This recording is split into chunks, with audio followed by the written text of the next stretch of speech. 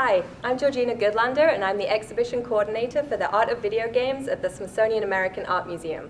And my name is Chris Melasinos. I'm the curator for the Art of Video Games exhibition at the museum as well.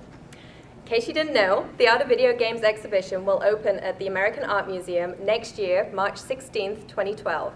This is one of the first exhibitions in the world to explore the 40-year evolution of video games as an artistic medium, and we're very excited about it. It will focus on striking visual effects and the creative uses of new technologies. The 80 winning games that you should have received today will form the core narrative of the exhibition. In addition, there will be 5 games available for visitors to play for a few minutes in order to experience the interactivity. We will also be featuring video interviews with influential game artists, designers, developers, and composers. And it's such a fantastic opportunity to really kind of introduce people who have been playing video games, pretty much all their lives, to the artistry, the mastery, the messaging, the inspired stories that are really behind so many of these games. What's really very interesting when we take a look at the art of games and the art of video games and what it takes to actually create these incredible pieces of work. It is an amalgam of traditional art. It's an amalgam of music and narrative and sculpture and painting and story. And this is what makes it so exciting, which is why it's been, I think, very difficult to kind of figure out where art and the art of video games fits in the art world. And this is really the first exhibition that I know of that will be examining it from that perspective. So it's a very exciting time. Well, as you know, we opened up the selection of these 80 games to vote. Voting took place between February 14th and April 17th of this year, and we were quite overwhelmed with the response. We had 3.7 million votes from 119,000 people in 175 countries. Which is just huge, I mean, and so much of it was word of mouth. I think the museum had done a single press release, and from that came all of this, incredible traffic and people just, excited to see. Yeah, the passion that has been revealed. And one thing I'm really excited about with the list of winning games is I think people really carefully thought about what games they were going to pick. I don't think this is an exhibition. It's not an exhibition of the history of games, and I don't think it's not an exhibition of the best-selling games either. I think the winning games really show that people thought about the artistic merit in each game. So I'm really excited about that. Yeah, absolutely. In fact, I think some people will be really surprised in terms of which games won over others. Absolutely. And that's the one thing that really kept resonating when I would read comments in different forums and listening to different people talk about this.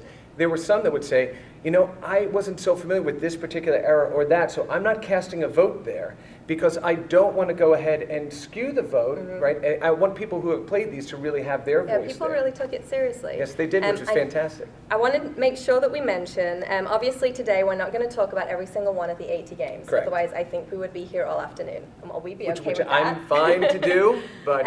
So we're just going to talk about a few. There should be a URL at the bottom of the screen where you can go to find the full list of winning games. I encourage you to post any questions or comments you have on the artofvideogames.org website. We do read all questions and comments that come in there.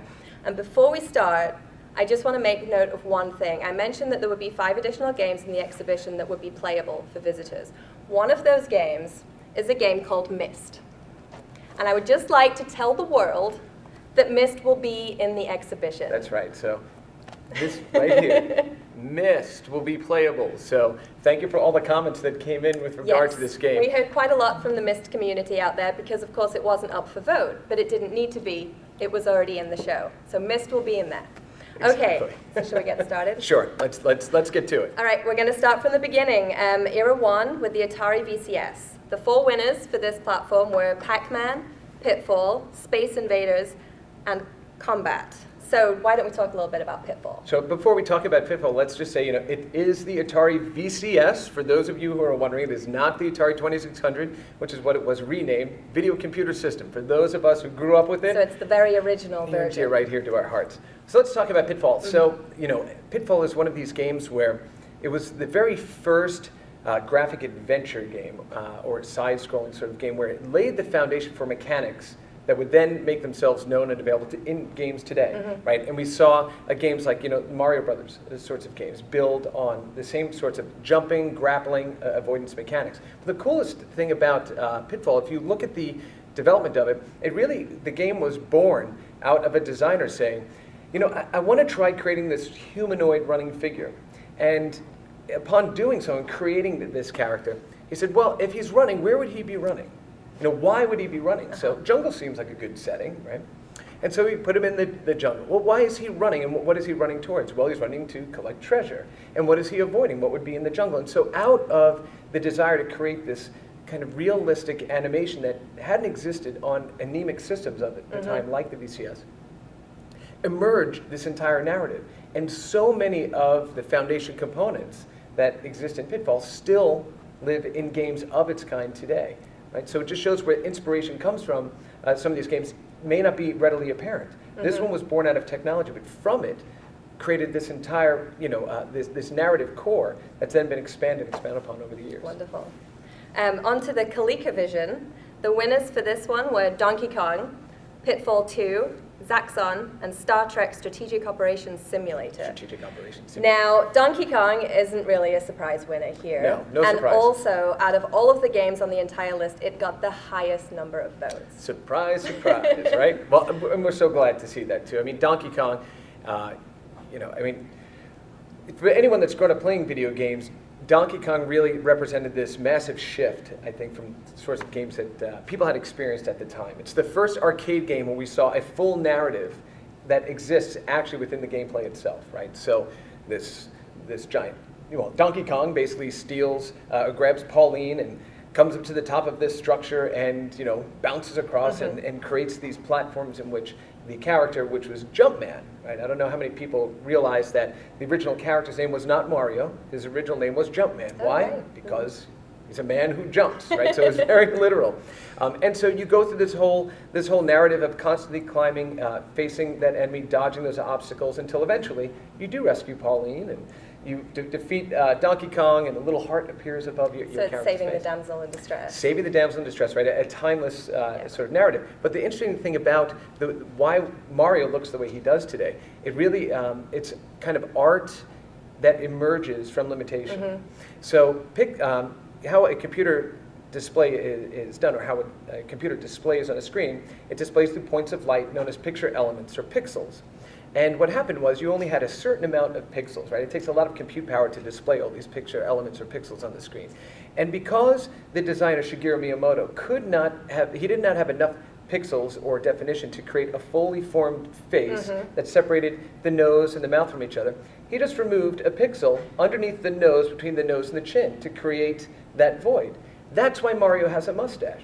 Had that background been yellow, he would have been blonde. Had it been a red background, he would have been a redhead. But it was a black background, and that's why Mario has a black mustache. So it's sometimes out of those limitations of a platform, of a canvas, of a technique, that art emerges, and this is why he has that today. And when you're faced with these kind of technological limitations, the artist is really forced to be very creative in how they come up with, how they tell their story, how they come up with the game. Exactly. It wasn't self-imposed limitations. It was limitations of the medium at its time that forced this stuff to emerge, and it's beautiful. Okay, on to the Intellivision.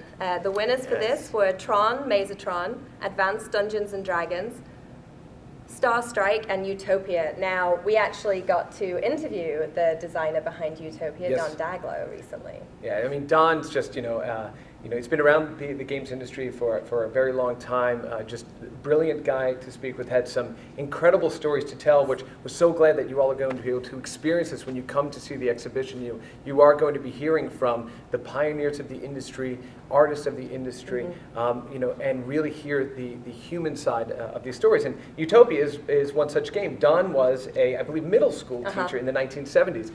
And to teach geography, what he did was he went into the cafeteria, made a 2,200 square foot map of the world using electrical tape. And then he would get his students and he would place them on this map, and then he would have them act out different scenarios of trade and conflict and communication in a very global way. And from that original concept of trying unique ways to teach came the idea for Utopia, which is really the very first what we call the God game, or like a sim game. It is, a game where you actually have an island and you control things that get put onto the island, and you have conflict with another island, and natural disasters come in, and the whole goal of the game is to get the highest score at the end. Right? And it was really interesting too, because I mean, he talked about this experience in the classroom where he did this on the floor in order to give his students a sense of the world. And that is really what a lot of these games are doing for people. Absolutely. They're distilling down very big, complex systems and messages in ways that are consumable, in ways that allow for self-reflection. Now, again, these earlier systems are quite anemic, so part of the dialogue that happens is not just between the designer of the game and the game itself, but it is really incumbent upon the part of the player to say, wow, this is not just a collection of white blocks that represent this island. This is an island sitting in the middle of an ocean, and if I was to see the detail in these things, this is in my mind's eye what it would look like.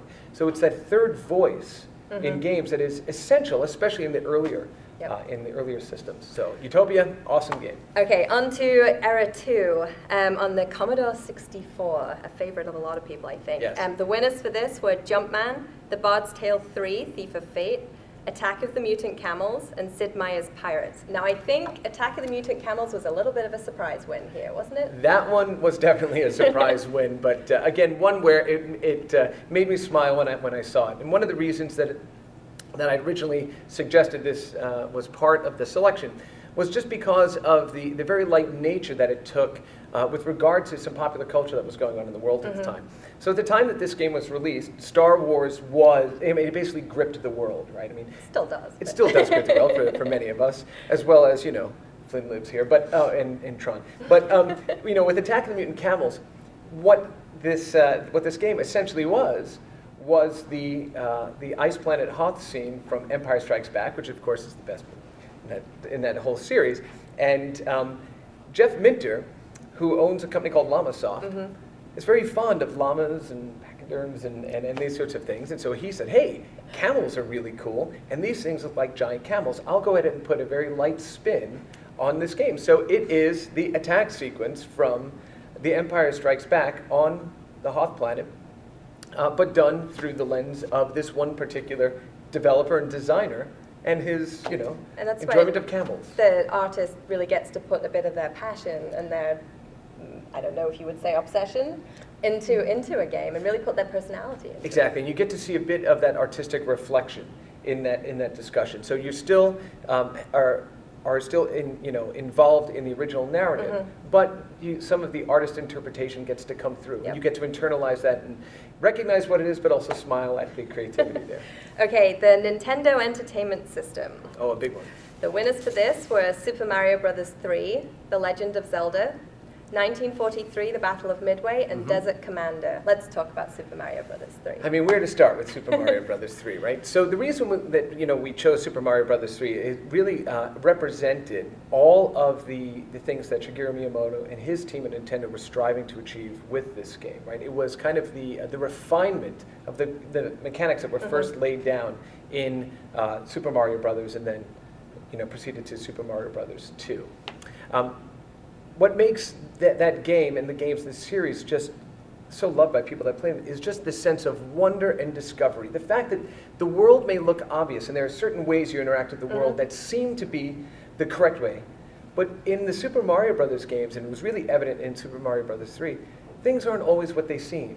There may be a hidden block that you can't see that takes you to a different level you didn't experience. There may be a suit that you could don that gives you different powers or changes the way the world works in the world that you inhabit.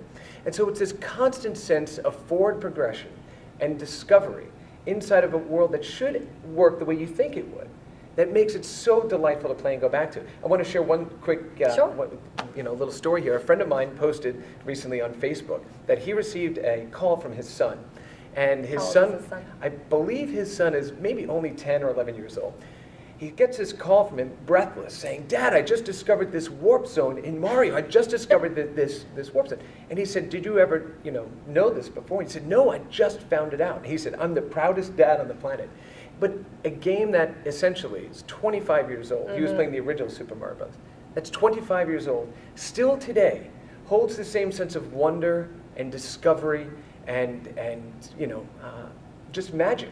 And that is an absolute beautiful thing. And worth noting at this point that the original Super Mario Brothers is going to be one of the playable games. Correct. It's one of the 5 playable. The 5 playable games that are in the exhibition were really picked because of their groundbreaking work, because of the mechanics and the foundation, the narrative that they set forth mist included, within their respective genres. So yes, the original Super Mario Brothers is one of the 5 playable. Okay, on the Sega Master System, the winners here were Marble Madness, Phantasy Star, Afterburner, and Spy vs. Spy. Why don't you talk a little bit about Phantasy Star? Right, so Phantasy Star, it's an interesting one of these games. It was released, when it was released, it was one of the most expensive games of its time. It was $80 in the store, and this is back in 1988, right? It's still expensive. It's still expensive today, but so all of a sudden, that whole presentation into stores where people were getting this was, wow, what is so special about this game? Mm-hmm. And it was an amazing game. It was one of the most impressive role-playing games or RPGs of its time. And the storyline, it was decidedly more mature, right? It was a storyline that revolved an oppressive dictator. It's a story of some vengeance, but Mm-hmm. ultimately it's about liberation. And it takes place in this fictionalized solar system they created that have these 3 planets. But what made the game, aside from its storyline and an environment that people really hadn't seen before, was its incredible use of technology to convey a story. So you would delve into the dungeon sections of these games, wow. and they would be in 3D. The animation, which nobody had ever really seen on a home console before. The animations that were used for the enemies were beyond most animations that you typically saw in games at the time. Lovingly crafted, set the foundation for future games of its kind, and just really took, just basically blew everyone away when it first came out. Right. There's so much depth and discovery to be had in this game. Okay, the next era 3, on the Sega Genesis, the winners were Earthworm Jim, Phantasy Star 4, Gunstar Heroes, and Dune 2. Now I think we have to talk about Earthworm Jim. Yeah, Earthworm Jim. Wow, where to start? We had interviewed Tommy Tallarico, actually, and Dave Perry, both who worked on the game. Yeah, they both talked about how much fun it was to create that game. Right, and that was what was so wonderful to hear. Those of us that experienced the game about, a spacesuit that falls from the sky. It was lost by an evil, enemy. His name is Psychro, and this worm comes along and jumps in the suit, and he transforms into Earthworm Jim, which of course makes total sense. A spacesuit from the sky. But what made it such a beautiful game was the way in which it was created and constructed. It was really an homage almost to the Tex Avery sort of animation style. And what really came out in the gameplay was the joy that the designers, that the creators, the artists had in making this game. You can tell that this was a game that was lovingly crafted by people who had to have enjoyed working with each other. And this is what came out actually in some of the interviews that we had with Dave and Tom, where they said, they spent more time trying to make each other laugh. And what could we put in the game? One funny bit they put into the game is, in the very first stage, you drop a refrigerator on this log that launches a cow into the air. And it says cow launched. And throughout the game, you could see the cow flying across the solar system until it emerges later in another level. And there were all of these little bits and pieces that they tied into the game to make it such an enjoyable experience. And there's always some bit of new discovery that was left to be found by the player. So that you never saw the stage that you were playing the same way twice. There was always little bits of art and whimsy and dialogue and narrative that would be teased out of this. Yeah, I think you can tell when you're playing a game that the designers had fun producing it. I think that really comes through. Yeah. And it certainly did in Earthworm Jim. Super Nintendo Entertainment System. The winners for this one, Super Mario World, Legend of Zelda: Link to the Past, Star Fox, and SimCity. I think we need to talk about The Legend of Zelda. Of course we do. So again, one of the next big games done again by Shigeru Miyamoto and his design team, and it was again the evolution of the original Legend of Zelda narrative and story of Link, who is saving Princess Zelda. What is so wonderful about the work from Shigeru Miyamoto as a designer, as an artist, as a storyteller, is he really digs into his past. He looks at things that were in his life growing up as a child in Japan. So for example, one of the things that he talks about is the levels, the underground levels, the dungeon levels in Legend of Zelda were inspired by his exploration of caves as a child, by his childhood home. And so many bits of his childhood make its way into those games, and they're reimagined as enemies and obstacles and sort of life objectives within the game. The storyline is compelling enough that it really brings you forward and it has you emotionally invested in this quest to save Princess Zelda and to free the land of Hyrule. I think we do need to mention here, there was quite a lot of chatter on the forum about how difficult a decision this one was. Yeah. People had to choose here between Legend of Zelda: Link to the Past, Chrono Trigger, and Earthbound. Yes. So first, sorry folks for putting you through that, but I think it was a necessary thing that we had to do. When you take a look at trying to create an exhibition of this type, how do you select from the tens, if not hundreds of thousands of games and artifacts and materials and story and art that we could have selected here? And this was a very difficult category for me personally, because all three games I absolutely loved. Chrono Trigger was just a beautiful, beautiful game, multiple endings, incredible art direction and music. Legend of Zelda, again, as we talked about, it is one of the principal stories that continue to emerge and continue franchise that continue to emerge based on that creativity. And then Earthbound, which was such a lovingly crafted Eastern look or take on Western culture. And so, sometimes when you're curating an exhibition of this kind, what we have to leave out is more painful than anything else. So, if it had been a different type of exhibition, would there be a place for all three? Sure, but I didn't want to be the one to make that decision. If we took over the whole building. Right. But this goes back to one of the things we talked about before. Why did we even have a vote? It would have been very easy for me to say, okay, these are the 80 games that I've either collected or observed, or designers I've spoken to over the years I've been involved in the games industry, and let's push those forward. But instead we said, there's an important dialogue that we need to have here, and it's one with the public. It's one with the people who have invested their time and their emotion and their passion in these things, just as I have, just as anybody who's played games have.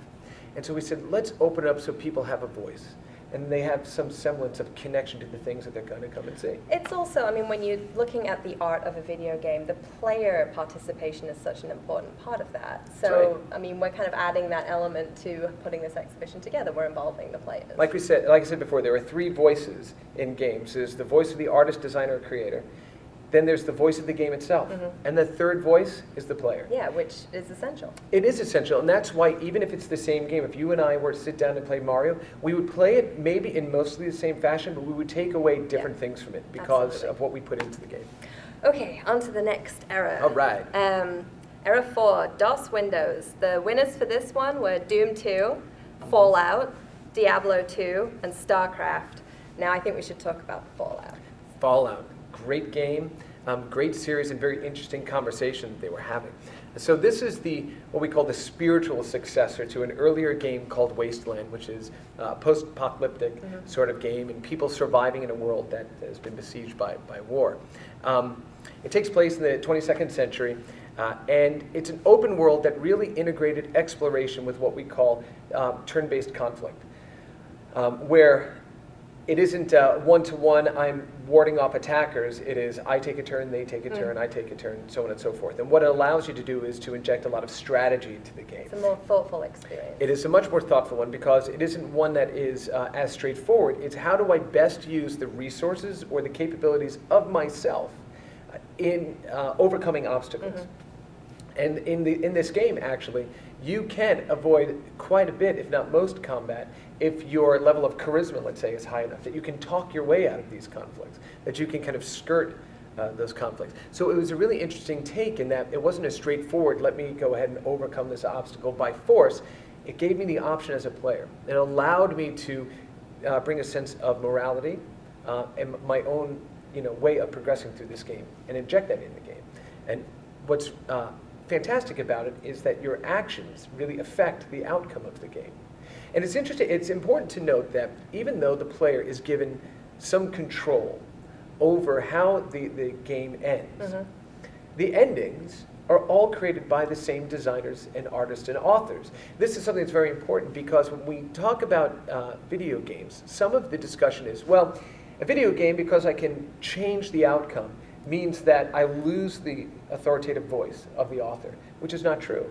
They give you the flexibility to move laterally within their story arc, and you still arrive at the end point that they wanted you to end. Even if they've written 4 of them, you arrive at one of the 4. Or 400. Or 400, that's right. Now I know that there are many Fallout games, but they all kind of look at the same type of story, is that right? They do. It's basically the world has been going through this conflict in kind of a fictionalized Earth. They tackle issues like nuclear war, surviving nations fighting over renewable resources, these sorts of things. And everybody goes into a vault and gets shut away. And then the war ensues, and then they emerge from this vault. And now they're left to go and pick up the pieces of this world and understand who is friend, who is foe, how our economy is being rebuilt, how is society being rebuilt. I mean, the currency in the game is bottle caps, which I think is just awesome. Okay. The Nintendo. So great game.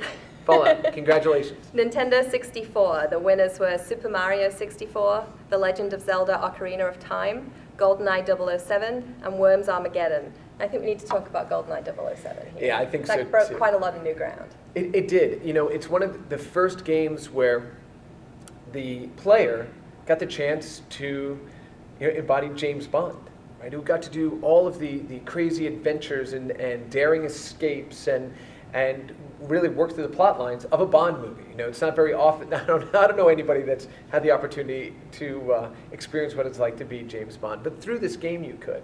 And it's also one of the first games of its era where it allowed 4 players in the living room to sit down and play a game against each other, right, in 4-player mode, which is really, again, another very important discussion point. I think a lot of times when we think of video games, we think about them as being these solitary, isolated experiences that don't involve communication, that don't involve interaction or connecting with other people, when it is absolutely not true, right? People derive the most fun out of communicating, the most fun out of engaging with their friends, right? Whether it's in conflict or working together to achieve a goal. And the most fun I remember having playing through this game, which follows the movie almost scene for scene, everything from the big dam to, but it just follows the movie, so you get to enact this. But the most fun you have with the game is when you're sitting with your friends, when you're playing in that environment, and that's what builds camaraderie, that's what builds discussions, what builds society and culture. And video games are, an increasingly important and removable part of culture. Absolutely. The Sega Dreamcast. The winners for this, Sonic Adventure, Shenmue, Rez, and Choo Choo Rocket. Let's talk about Rez. So Rez, beautiful game. Absolutely astonishing. And it's a game where you are basically inside of a computer and you are fighting this virus in the computer and kind of freeing the system sort of thing. Kind of like Tron. And so, but the influences that the designer had came everything from Kandinsky to the Underworld, right, the band. So very much a traditional art influence as well as kind of an electronica influence. And where you see this amalgam, right, this mashup of those different art pieces in the game, is everything takes on very much a computerized form. So the graphics are very abstract, the notion of what you are. And in some parts of the game, you dissolve down into a ball, basically, that's firing lasers out of it. And the things that you are cleaning out of the system to free it, as you target those and you eliminate those explosions create notation in the soundtrack that actually builds the soundtrack. So you're not only interacting within the space of the environment, you're actually actively creating the notation of the soundtrack in the game in which you're playing. So is that one of the first games to do that? I believe so. I feel like there's quite a few games now that are experimenting with interactive music. With the interactive music, exactly right. So Rez was really the first one, if not the very first one, it's the first one that did it well. It's the first one that actually, I don't even say it well, it's the first one that actually made it part of the experience. Right. Right? It was something that was acknowledgeable. So there are many games you play where combat happens and so all of a sudden the music quickens, or there's a very emotional scene that happens, so the music then changes to reflect that, much like we score movies. Yep. But this was a game in which the soundtrack was built directly, demonstrably, by your actions within the environment. And it's, lots of bass, turn down the lights, turn up the sound, and really get ready for this incredible experience. It was awesome. Okay, the Sega Saturn. The winners were Tomb Raider, Panzer Dragoon Saga, Panzer Dragoon 2, and SimCity 2000. I think we need to talk about Tomb Raider. Yeah, I mean, you can't have a list where Tomb Raider exists and not discuss Tomb Raider, which is really interesting because right now, the group that created the original Tomb Raider, they are doing a complete reboot, and they're kind of relaunching Lara Croft for a whole new generation, right? And in a much more believable sense. But you know, you look at the time that Tomb Raider was created, we were in this kind of transition period of video games where developers were moving from the two-dimensional world. They were moving from hand-drawn and hand-animated sprite graphics and traditional animation techniques into a 3D space. And you know, there was the Indiana Jones sort of movies that were kind of at their zenith, and there was you know, a lot of those adventure kind of rah-rah sort of movies that were making their way into the marketplace, and a lot of fiction and so on and so forth. And here was the opportunity to become a Tomb Raider, right? To explore this environment. And it was out of some creative license the artist had. They decided to focus the action around this one character, Lara Croft. And so it put the player in this very interesting position of, typically that role had been held by men. And now you had all of these ostensibly, you know, 17-year-old boys that were now controlling Lara Croft through these adventures. So you have a bunch of different things going on here. It's, as a female protagonist, how aggressive are you in terms of moving through the game? Are you taking a more protective stance? Do you put that character in harm's way? When they meet other characters that may wish to do your character harm, or they're part of the storyline and they're male, how does that interaction play out? So there was a lot of this discussion about Lara Croft as this very strong, powerful character. And it turns out she was fantastic. And you know, of course, there's been many games done around Lara Croft, and it's, you know, it's one of those seminal games that just continues to get better over time. What was the experience like for the players at this time when they were suddenly experiencing these three-dimensional games? Well, it's a good question. It's how do you interact in a space where typically everything has been flat? So a lot of players kind of approached it in much the same way as they approach 2D games. So there is a nod to that in some of the design, the level design, where things become very obvious. I can grapple to this, I can pull up from this, I can jump to there.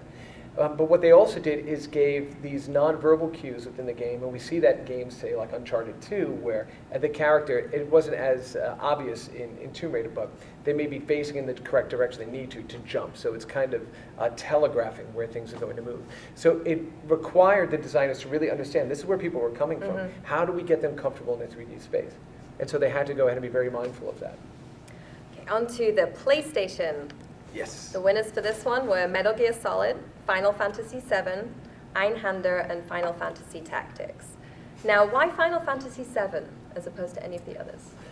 So Final Fantasy VII really established the role-playing genre in the US in a way that really other games hadn't before. And it actually it helped to establish the PlayStation as a principal platform in which to play these sorts of games. In the past, Final Fantasy games were present in cartridge format. But this is the era where CD-ROM technology was really starting to make its way into homes. And these were the first game consoles that included CD-ROMs. And the advantage of this CD-ROM platform was that it gave you much more room in which to store information, which meant that the environments I created could be much bigger. The music could be much more complex. Right? There was more information, more art, more music, more story that I could then encompass within this format. And Final Fantasy VII was the first game that left the decidedly two-dimensional or pseudo-3D, right, or what we call isometric sort of games, to a fully realized 3D environment. And what's really interesting, we were talking about kind of the amalgam of things. This was a period of an amalgam of technology. They couldn't render, the systems weren't powerful enough to render truly lifelike characters. But they had enough room in which to create lifelike backgrounds. Okay. So what you had were these incredibly intricate and lovingly and painstakingly done background scenes, set pieces, with these very blocky, kind of rudimentary, you know, characters that would run around in that environment. So it was really this amalgam of two different types of art, two different types of expression in the same environment. And so when people had the chance to experience this, you went from these incredibly lush, beautiful cutscenes into this beautiful background with slightly blocky characters. But it was so startling that it instantly captivated anybody that played it, and it allowed Final Fantasy as a franchise to really establish itself in the broader populace. Okay, on to the final era, era 5. Our longest era. Yes, Right? yes. So we can see the progression of, you know, the adoption of technology over time and adoption of games over time as they became more and more. Absolutely, and that's a good thing to note, in that we're not going to be able to cover all of the systems in this final That is correct. era. So we're going to start with the Xbox 360. The winners for this were BioShock, Mass Effect 2, Geometry Wars, and Lord of the Rings Battle for Middle-earth 2. Let's talk about Mass Effect 2. Sure. So Mass Effect 2, beautiful game. I mean, it's one of the first truly cinematic games, I think, of this generation that made me sit back and go, oh my goodness. Actually, Mass Effect 1 did the same thing. But Mass Effect 2 was the refinement, again, of those mechanics that were first laid down in Mass Effect 1. We talked about that before with Super Mario Bros. 3 over the original Super Mario Bros. Right? Sometimes it is not necessarily the first game that broke the ground, that was a groundbreaking game, but it's equally, if not more important, to look at what comes after because of all of the other, again, refinements of the mechanics and so on and so forth. It revolves, the storyline revolves around the destruction of human colonies across the galaxy, and you kind of unearthing why. What made this game, again, very strong for the people who played it was that you could choose Commander Shepard, which is a very generic term, but that's what everybody gets to be, is a Commander Shepard. You could choose to be a female or a male Commander Shepard. Within the game, every one of your actions dictates or communicates how other people around you in the game will react to you. And in some cases, I mean, if you play very aggressively, your squad mates may all of a sudden get up and leave because they don't want to be associated. Now, these are not other people playing. This is emergent in the artificial intelligence of the game itself where these things happen. Or you will go ahead and do something, and then that reputation then precedes you as you move throughout the galaxy. So every action has a consequence within the game. Just lavish environments, breathtakingly beautiful, characters and construction just make it an amazing game. We've jumped forward a little bit with this one. This is definitely, I mean, where we are today, there is no difference between cutscene and gameplay, right? And this is a great example of that. An absolute great example of it. You know, when you talk about the complexity of writing these sorts of games and creating the narrative, there are over 25,000 spoken lines of dialogue in Mass Effect 2. Wow. Now, you think about this from the position of an author, a playwright or a poet. Write 25,000 lines, right, to encompass this. You know, Tommy Tallarico, who we mentioned earlier, talked about the fact that in a movie, you know, you may watch a 2-hour movie and you're listening to the music that embodies that and helps to drive the story and is part of the voice, right, the literal voice of the movie and the characters. But the problem is that dialogue is being spoken over that music about 80% of the time. This is what Tommy was explaining. But in a game, where it may take 40 or 50 hours to play, music is the principal driving voice. So he said, as a musician, if you wanted to go ahead and have your music heard, would you write for movies or would you write for video games? So he always likes to say, if Beethoven were alive today, he would compose for video games. He would not. He doesn't want people talking over his music. And so when we talk about the ability for these platforms to communicate, right, for the canvases that artists can paint or write music against, right, it is just this massive expanse that we're just beginning to understand. Right, it's only going to get bigger. It's only going to get bigger. And Mass Effect 2 is really one of those games that I think is helping to set that idea of these big sweeping stories, these grand designs forward. Onto modern Windows. I think we had a surprise win here. The winners were Portal, Fallout 3, Flow, and Minecraft. Actually, 2 surprise winners, but let's talk about Minecraft. Minecraft was a surprise winner. It was one that I felt was really important from a discussion standpoint. So Minecraft is a game where it's almost an anti-game. It isn't really a game in that there are definite rules that are set down for gameplay. What happened in this game is you are given a world that has rules about how things act within the world. Everything that you build in that world, you have to craft. So if you want to build a giant castle, you have to mine, dig rock out of the earth and then, mound it into brick and then build these structures. And so everything you see that's created within the world are actually created by people who are painstakingly driving the creation of these things. And in a very literal sense, it is art imitating life. There are people that are projecting the things that they do in life, the things that are important to them, the things that are they find most creative or are lovely, that they put into this world. And there are all sorts of other bits and pieces they add to it, but it is a game of creation and exploration and discovery, and it's fantastic. Okay, we're going back a bit now to the Nintendo GameCube. The winners for this were Metroid Prime 2, Echoes, The Legend of Zelda: The Wind Waker, Star Fox Assault, and Pikmin 2. Now I think we're going to have to talk about another Legend of Zelda here. Yeah, now, we tried not to go ahead and double up on the games that we were going to speak about if there were more than one winner, but this one definitely deserves attention because, this is a game where, the creator Shigeru Miyamoto decided, I think I'm going to take this in a bit of a different direction artistically than I had others. So where you had this progression of the original Legend of Zelda and then moving forward into more advanced platforms, and they retained sort of the same hand-drawn 2D look. Mm-hmm. He went with a completely different art style, completely different art direction that did not try to push a more realistic or detailed world. It was very much what we call a cel-shaded environment, very flat shaded objects where you draw a very thick border around them. And so the 3D object looks two-dimensional. Everything looks very scrolly, very hand-painted, kind of almost rotoscoped mm-hmm. in design. But it's the same storyline. It's the same sort of things that we would have seen in The Legend of Zelda. But again, here is the opportunity for an artist to go ahead and push the systems in ways that he hadn't thought of before and try to figure out the best road for his creativity to exist in. So it didn't break the storyline of Legend of Zelda, but it did break the art style.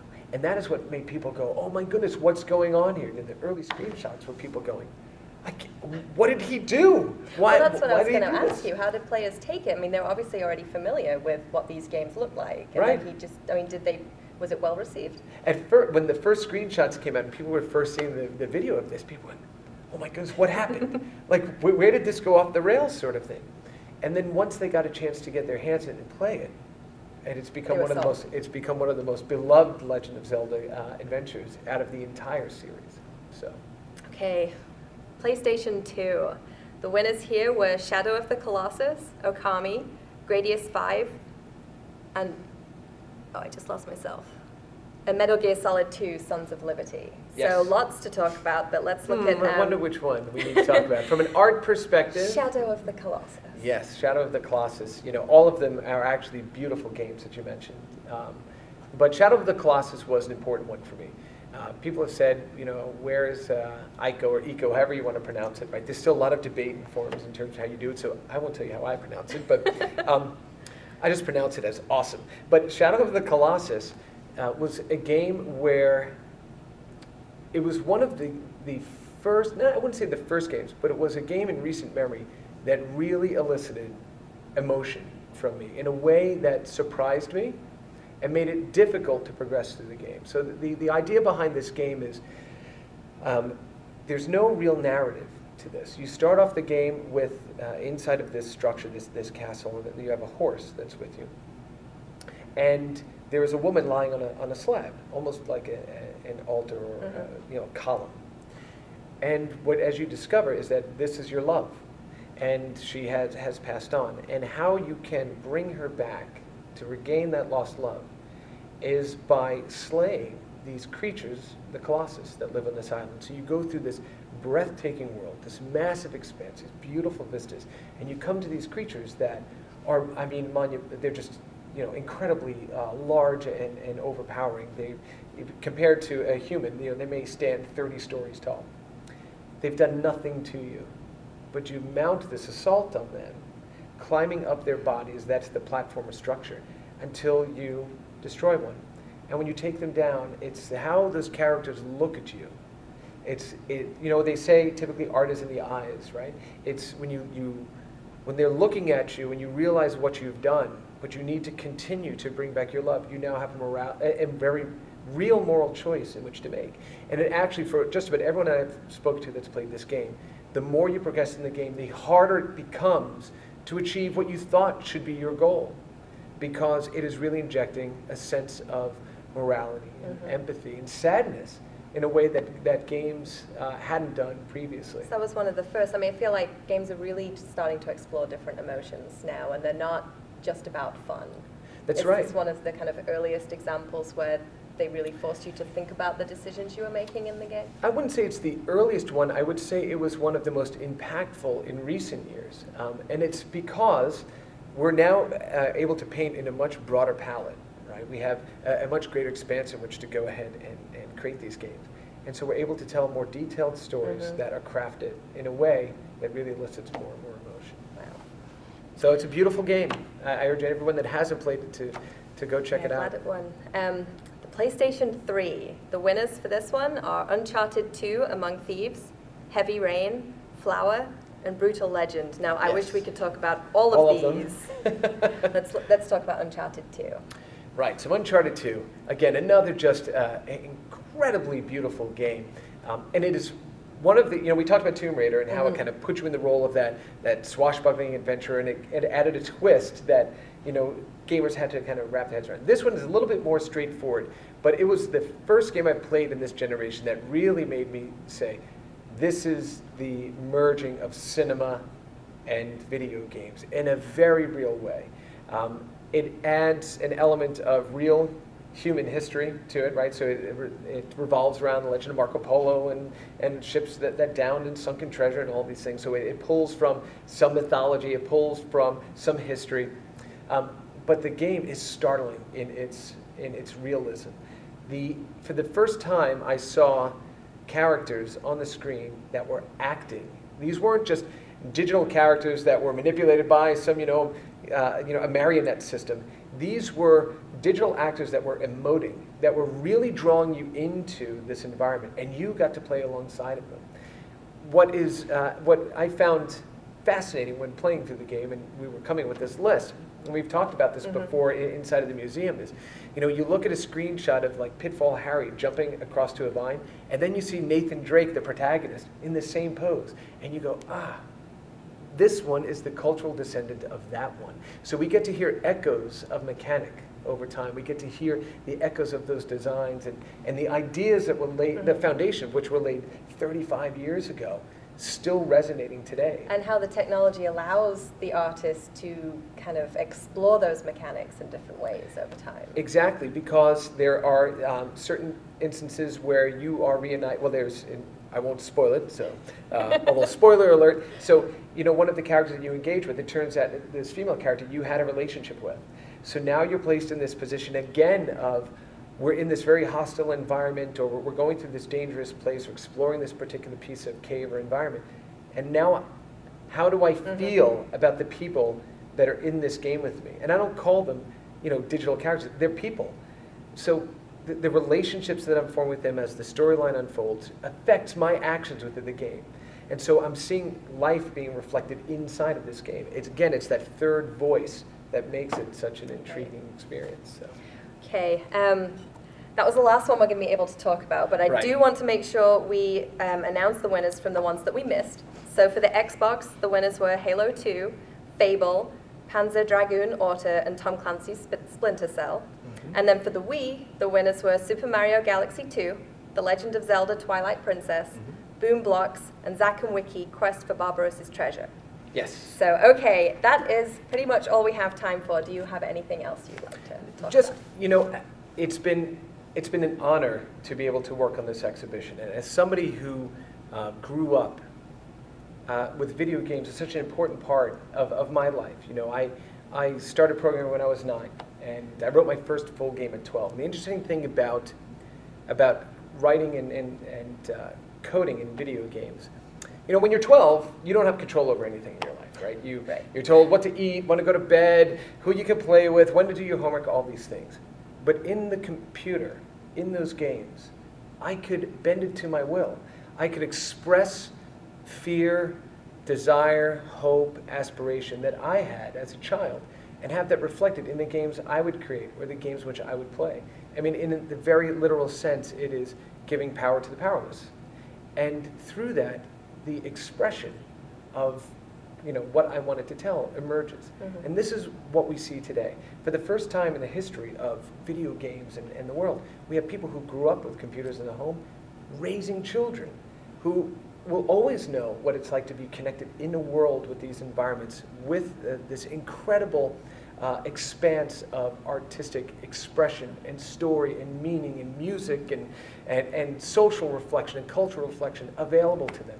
It is an incredible opportunity for us to really show the artistry, the mastery, and the life lessons of the people who build this industry. And so it's my honor and my privilege to be able to work on this, and I thank everyone that voted, and for all of your comments that have come in. It's been incredibly rewarding so far, and we just cannot wait for you to come and see this exhibition at the American Art Museum. Absolutely. So just a reminder that the exhibition opens next year, March 16th, 2012, at the Smithsonian American Art Museum in Washington, D.C. Thank you so much for watching today. If you have any questions or comments, go ahead and post them to artofvideogames.org. We will go and take a look right after this. And thank you very much. Thank you, and Georgina, thank you. Thank you.